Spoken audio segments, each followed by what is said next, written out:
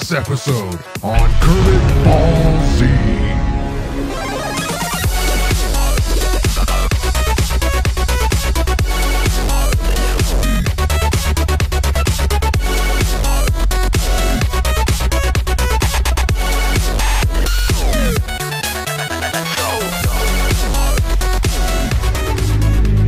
Kermit Ball Z is something that started as a joke that eventually grew into what we're now into season 4 of, and it honestly has reinvented and changed the After Hours show and the After Hours show network, and it really was the start of what we now call and know the After Hours show family. Within the walls of the After Hours show, there was a concept that got brought to the table. It was the multiverse theory. This had been attempted many times by many people. Could the After Hours show successfully integrate this into their programming and also make a successful series? So a lot of ideas get thrown at me, and when this got pitched at me, I'm a huge Dragon Ball Z fan, so I was like, all right, we'll do a little skit. It was about 2.5 minutes long. KBZ, fine. Kermit Ball Z, we got it. We aired it on the show, and everyone loved it. They wanted more. So the problem with this was we didn't write a script. We just jumped in the studio and started recording, and just at that time my Kermit voice didn't even sound like Kermit, and the only jokes we knew were super perverted and probably would have gotten us kicked off the air today. Hey Vegeta, how long do you think that puny little frog's penis is over there? It's over 9,000! In season 2 we just improv all of the episodes until later in the season where we just had a set story. And we would sit in this call, and sometimes we would get very, very sidetracked. We didn't have a script for a long time, all the way into maybe, months into recording and doing episodes. But it didn't really seem to slow the storyline down. We were still keeping up with it and coming up with funny jokes. But the calls, they were fun, a lot of fun, but they would take a long, long time to get everyone's line in just to put out a 10-minute episode. And in the beginning, they weren't even 10 minutes long. It took us about 5 hours to get an episode done. Like, 5 hours in the Skype call late at night, being like loud as fuck, kind of got people a bit annoyed. I was starting to get a little stressed out with trying to hit this weekly deadline, edit everything, make sure it sounds good, and make sure it's entertaining. So at this point, I realized we really can't do this improv anymore. We have to do a script. And sometimes we get under each other's skin, but it's all like, it's all for comedy. Sometimes we do get salty, but in the end, we're having fun, especially on the show, and we get good results for each line. It's what it was, and it was very fun, especially during season 3, but season 3 was like during the school year, so not a lot of people had the time to be in the Skype call, which in my opinion, was a bit better, because there wasn't much a distraction, although I still kind of contributed to that. Sorry, Mark. Well over 50% of the new ideas and businesses that start up each year are guaranteed to fail. Now that this series is off and running, and some issues have arisen, the KBZ cast must overcome them. And the one way they decided to do it was to write a script. But in order to have a solid script and concept, they need to all come to terms and agree on what Kermit Ball Z really is. So what is Kermit Ball Z? I actually am really curious to see what some of the other people say about this. KBZ is just a jewel of its own for the After Hours show. It is a major parody in and out of itself. Yeah, I never thought it would turn out to be the way that it was. At first I thought it was just going to be me and Mark, and then the KBZ family grew and grew and grew over the seasons. I wanted to take something from scratch. We start out with a blank slate, and we create a story every week, and we draw in these different universes. So we have Kermit the Frog from the Muppets, and season 1, 2, they take place on Namek, which is from Dragon Ball Z. We have Vegeta, Nappa, they're from Dragon Ball Z. Then we bring in Hogwarts, Harry Potter, we bring in Pokemon. It's a whole new concept, bringing in that multiverse theory, but we're doing it on a bigger scale, and we're doing it from scratch.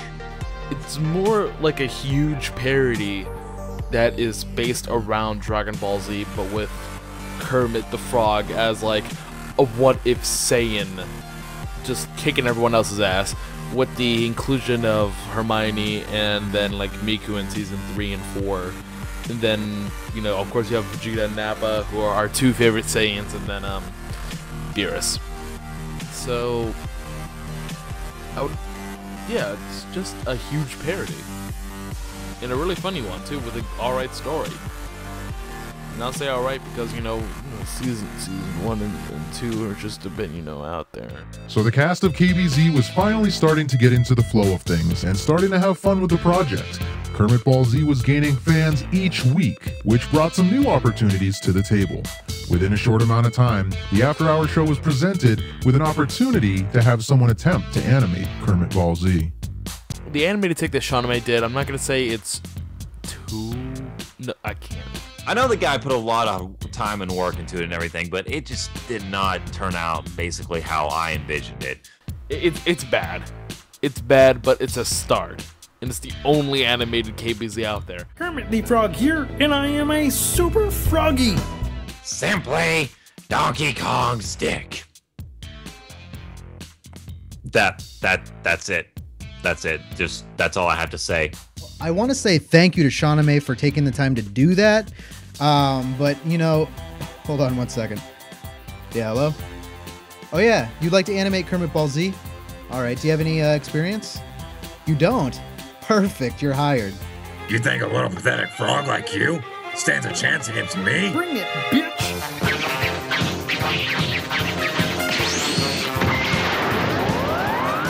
I really didn't mind the animation as much as some other people did.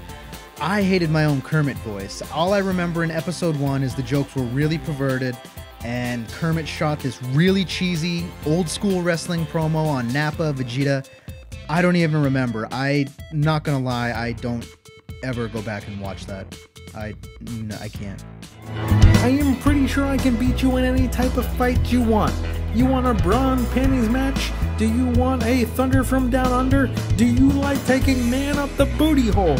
Kermit the Frog here from the Muppet Show, and I will make you my Super Saiyan cunt! Honestly though, I'm a little disappointed Shawnee didn't stay with us longer and keep animating, because I would have loved to see him get past that where we didn't even know what we were doing, to get to some of the better episodes in like season 2, 3, and right now we have some of the best work and storyline we've ever done. And I can name way more episodes that I love than the one episode that everyone hates. Episode 5 of season 3. Now that was great. Now, boy. Don't be so bad, or else I'll get Donnie's belt and whip your sorry ass. This is for all the people you've killed. This is for Nappa. And this is for Kermit. And this will be the end of your darkness. Well, it looks like I have a little time to spare. There was a lot. Like, both emotional trauma, a lot of screaming. So much screaming!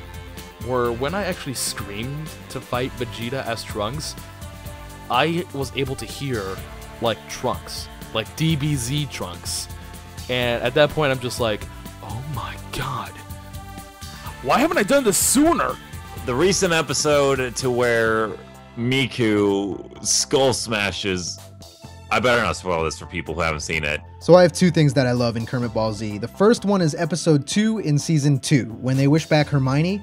Basically, Hermione dies in season 1, spoiler alert, and Shenron summons her back with a wish, with the Dragon Balls, and the music and everything, the voice acting just ties the whole scene together.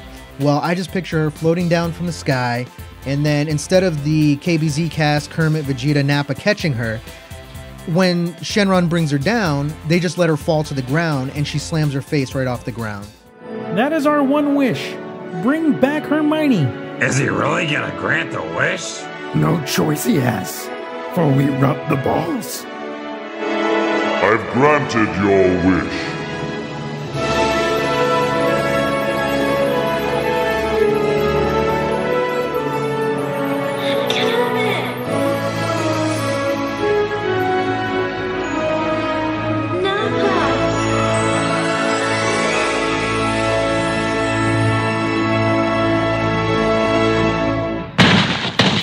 But there's something that goes on in episode 3 of season 4, I believe, and the way Vegeta is introduced is what made me absolutely fall in love with the episode. What the fuck, Bags? I'm thinking you could use a little help, so I'm on my way. It's about damn time. Where are you? Well, if my calculations are correct, my boot is about to be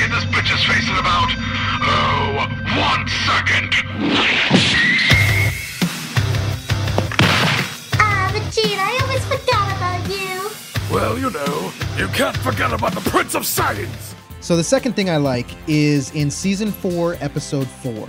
And everything about that episode I love. The action in it is great. We introduce 2 new villains. One character dies, a main character dies. I'm not going to tell you who, but everything about that is just badass. And we really stepped up the game. And the fight scene in that with Hermione, Voldemort, Kermit is just off the charts. We went above and beyond to really bring that episode to life. Hey, Voldemort, over here! Kermit, no, get out of here! Try this on for size.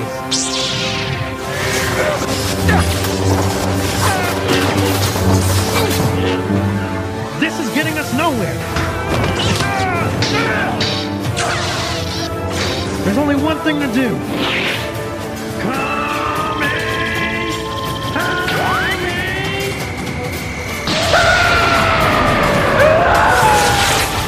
That episode was great. Music, sound effects, execution, story, intensity. The intensity was just there. I also have a couple others that I enjoy, like for instance the one that Nappa in season 3 he sees Donkey Kong and Dixie Kong, you know, what was the Donkey Kong's dick joke? Huh. Now where did that Donkey Kong go? Oh, I'll bet you anything he probably ran away to go have sex with Dixie Kong.